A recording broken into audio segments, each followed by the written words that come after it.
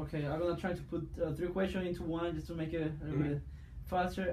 What got you into it when you were in high school? Me lie. How you feel doing the movement? How you felt personally? If you felt that it was contributing to any changes, and now that you can look back, do you think it was successful?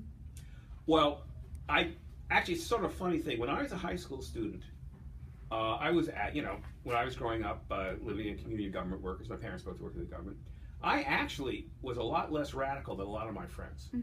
I was like, in the circle of friends that I had, I was kind of like the last one supporting the Vietnam War, Okay. And so while a lot of my friends were, joining SDS and getting radical and so forth, I was resisting. What finally flipped me over was the My Lai massacre. Okay. That was in December. It gets publicized in December of 1969.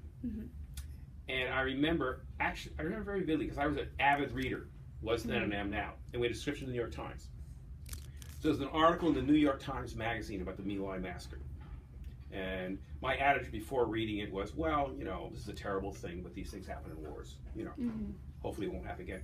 So I read this article, and what the article says is, no, and this is the New York Times, in which I had a lot of faith, says, no, this kind of thing was happening all over Vietnam.